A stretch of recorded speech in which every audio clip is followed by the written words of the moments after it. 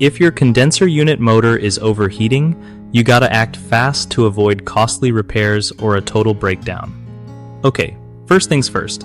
Make sure your condenser unit has plenty of space around it so air can flow freely, no clutter, leaves, or dirt blocking it up.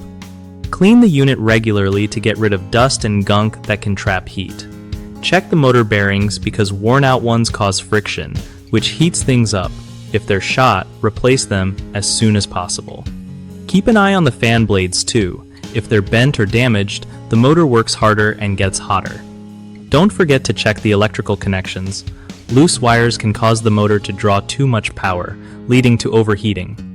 Also, make sure your condenser unit is the right size for your home because an undersized unit will run non-stop and overheat.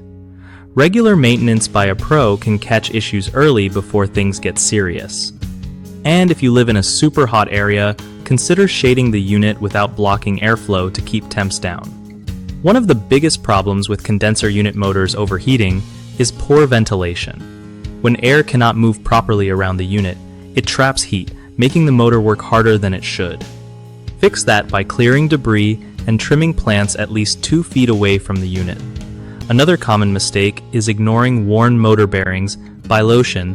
When those start failing, the motor gets hot fast due to friction.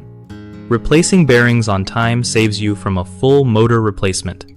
Lastly, many folks skip regular inspections of electrical connections, but loose or corroded wires cause electrical resistance that overheats the motor.